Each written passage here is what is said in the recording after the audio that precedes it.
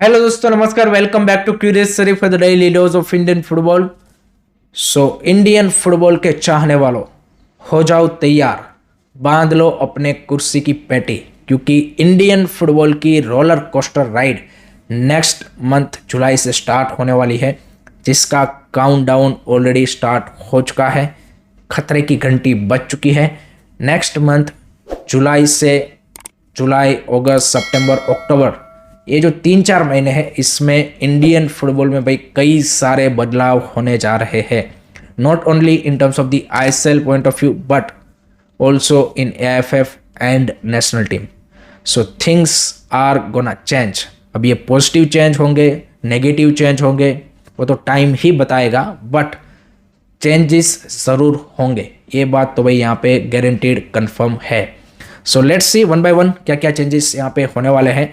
सबसे पहले अगर हम आईएसएल की बात करें तो ऑलरेडी भाई आईएसएल क्लब्स अभी पैनिक मोड में आ चुके हैं, एंड इसी के चलते आप देखिए कई सारे क्लबों ने यहाँ पे अपना जो प्री सीजन शेड्यूल था या फिर प्लान था उसको यहाँ पे पोस्टपोन कर दिया है, एंड उसी के साथ प्लेयरों की जो साइनिंग्स है, उनके कॉन्ट्रैक्ट एक्सटेंशन है, उनको भी अभी ऑन होल्ड रख दिया है, क्योंकि कई सारे क्लब 15 जुलाई के अराउंड यहाँ पे अपना प्री सीजन प्लान स्टार्ट करने वाले थे, एंड उसको अब उन्होंने पोस्टपोन कर दिया है। दुरांत कप के लिए भी कई सारे क्लब यहाँ पे ऑलरेडी पुल्ड आउट कर चुके हैं, जिसमें आप देखिए लिस्ट निकल के आ रही है। Chennai FC, Kerala blaster, FC Goa, Bengaluru FC, Odisha FC, Hyderabad FC, इनका यहाँ पे प्री सीजन प्लान भी पोस्टपोन हो चुका है, एंड दुरांत कप में भी शायद नहीं खेलेंगे।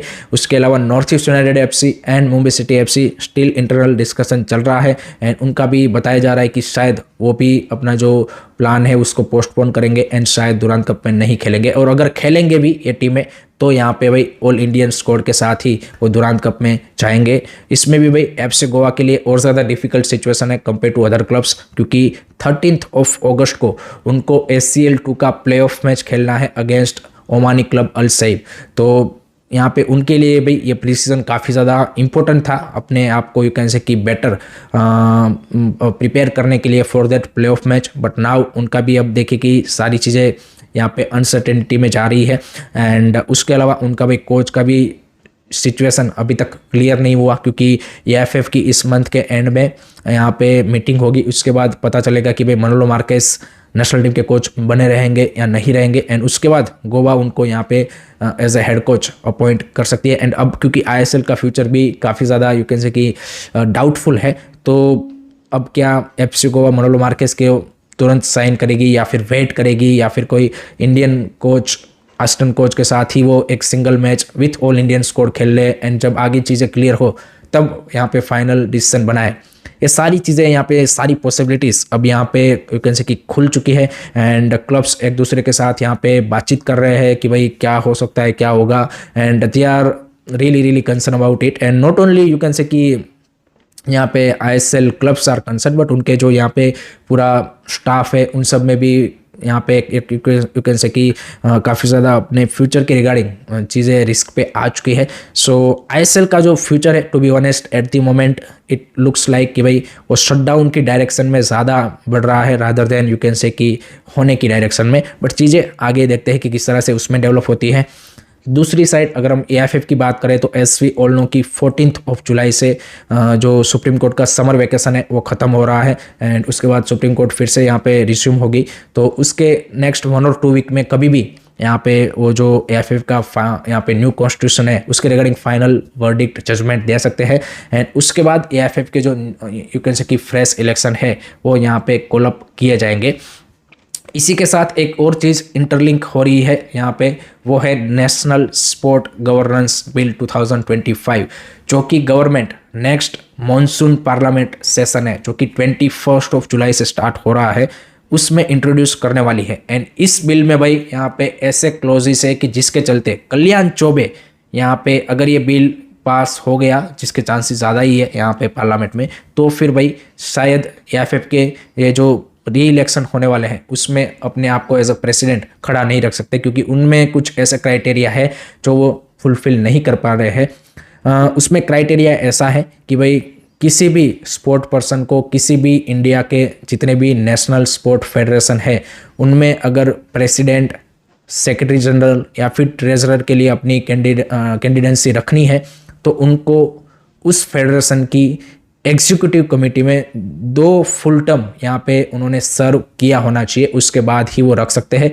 या फिर वो outstanding merit you can say कि होना चाहिए इन terms of the sport person point of view. तो कल्याण चौबे ये दोनों क्राइटेरिया फुलफिल नहीं करते क्योंकि वो नेशनल टीम को कभी रिप्रेजेंट नहीं किए। नेशनल टीम में थे वो ज़रूर, बट उन्होंने कभी इंडिया के लिए खेला नहीं है। एंड दूसरी साइड वो यहाँ पे जब ये एएफएफ के प्रेसिडेंट बने उससे पहले कोई भी स्टेट एफए में या फिर एएफएफ की एक्सको कमेटी में भी नहीं थे। तो ये दोनों क्राइटेरिया वो फुलफिल नहीं कर पा रहे हैं एंड दैट्स वाई उनका भाई यहाँ पे अगर ये बिल आ जाता है देन वो शायद एएफएफ की जो नेक्स्ट प्रेसिडेंट की इलेक्शन होगी उसमें खड़े नहीं रह पाएंगे। बट इसमें भी एक कैच है, क्योंकि अगर सुप्रीम कोर्ट मान लीजिए कि बिफोर पासिंग दिस बिल यहाँ पे अपना फाइनल जजमेंट दे देती है एंड इलेक्शन इससे पहले हो जाता है, तो जो अभी एएफएफ का न्यू कॉन्स्टिट्यूशन होगा उसके बेसिस पे होगा। तो there is a lot of legality eight the moment you can say कि इन्वॉल्व है एंड ये दोनों चीज़ें ओवरलैप हो रही है। उसके ऊपर फीफा का भी भाई से आएगा, क्योंकि ये यहाँ पे आपके लैंड ऑफ द लॉ ज़रूर है लेकिन football comes under the FIFA. So आपको उनके भी जो रूल्स एंड रेगुलेशन है उनको फॉलो करना पड़ेगा। सो कई सारी चीज़ें उस पॉइंट ऑफ व्यू से भी वहाँ पे भी अनसर्टेनिटी बनी हुई है एंड एएफएफ में भी फिर आपको मेजर चेंजेस यहाँ पे देखने को मिल सकते हैं। तो ये एएफएफ की बात कर ली, फिर हमने नेशनल टीम की तो बात की ही कि भाई मनोलो मार्केस का जो फ्यूचर है वो डिसाइड होने वाला है। So lot of things is gonna change and most of the things at the moment अगर आप ओवरऑल यू कैन से कि ग्राउंड रियलिटी और पिक्चर देखें तो to be honest it's look like कि भाई चीज़ें यहाँ पे ज़्यादा डाउनवर्ड्स डायरेक्शन में जा रही है rather than positive changes and that's the most unfortunate और sad part about this changes. But let's see क्या क्या इसमें से किस तरह के बदलाव होते हैं एंड आगे इंडियन फुटबॉल का क्या फ्यूचर होता है वो देखना होगा। आपके क्या ओपिनियन है, आपके क्या थॉट्स है, कमेंट सेक्शन में ज़रूर बताइएगा। नेक्स्ट अब बात करते हैं भाई आज खेले जाने वाले AFC women's Asian cup qualifier match के बारे में, जहां पे इंडिया अपना कैंपेन स्टार्ट कर रही है against Mongolia and this is a very very important you can say कि tournament for our women's team because Asian cup qualification is super important. Last 2022 में जब इंडिया में एएफसी एशियन कप हुआ तब हम एज ए होस्ट तो यहाँ पे खेल रहे थे and but due to the COVID in our team हम यहाँ पे उस टूर्नामेंट को आगे कंटिन्यू नहीं कर पाए थे। एंड उससे पहले 2003 में हमने यहाँ पे यू कैन से कि एशियन कप खेला था वुमेंस का। तो काफ़ी लंबा टाइम हो चुका है कि वुमेंस ने भी एशियन कप नहीं खेला है एंड उनकी प्रोग्रेस के लिए भी ये काफ़ी इंपॉर्टेंट चीज़ है and this the first time हम क्वालिफायर्स खेल रहे हैं वुमेंस एशियन कप के लिए। इससे पहले हमने कभी भी क्वालिफायर्स खेल के एशियन कप में अपनी जगह नहीं बनाई है। सो उस पॉइंट ऑफ व्यू से भी it's gonna be a difficult challenge. दूसरी चीज़ कि आपको जो FIFA women's world cup 2027 Brazil में होने वाला है उसका रास्ता भी भाई एशियन कप के थ्रू ही जाता है। तो उसके लिए भी आपको एशियन कप क्वालिफाई करना ज़रूरी है, क्योंकि एशियन कप में जो टॉप 6 टीमें होंगी उनको ही फीफा वुमेंस वर्ल्ड कप का भाई यहाँ पे सपोर्ट मिलता है। So from that point of view also हमारी वुमेंस टीम के लिए ये जो क्वालिफायर्स है वो काफ़ी इंपॉर्टेंट होने वाले हैं। तो पहला मैच है जैसे मैंने बताया कि मंगोलिया के सामने आज दोपहर 2:30 बजे इंडियन स्टैंडर्ड टाइम के हिसाब से खेला जाएगा। थाईलैंड में मैच होगा क्योंकि थाईलैंड इंडिया के ग्रुप का जो है वो होस्ट कंट्री है एंड इस मैचेस को आप लाइव देख पाएंगे। एक तो यहाँ पे थाईलैंड वुमेन का जो यहाँ पे फेसबुक का पेज है उसके ऊपर एंड एक यहाँ पे यूट्यूब चैनल है जो आपको स्क्रीन के ऊपर दिख रहा है, उसमें भी ये मैचेस लाइव आएंगे। मंगोलिया कोई उतना बड़ा चैलेंज है नहीं। इंडिया के लिए जो सबसे टफ चैलेंज है वो है थाईलैंड अपने ग्रुप में, क्योंकि मंगोलिया, तिमोर लेस्ते, इराक ये तीनों टीमें ऐसी है कि जिसको इंडिया को इजीली बीट करना चाहिए एंड टीम की प्रिपरेशन भी अच्छी रही है। 45 डेज का कैंप लगा था, बीच में 2 मैचेस भी आपने उज्बेकिस्तान के सामने खेले। यंगस्टर एंड एक्सपीरियंस प्लेयरों का अच्छा मिक्सर है। So I think Mongolia, Timor Leste and Iraq को तो भाई हमें इजीली यहाँ पे मूव पास्ट करना चाहिए एंड उसके बाद जो रियल चैलेंज होगा वो थाईलैंड होगा। सो लेट्स सी हमारी वुमेन्स टीम कैसी परफॉर्मेंस देती है। लेट होप्स हो भाई यहाँ पे अच्छी performance they and Asian cup qualify करे।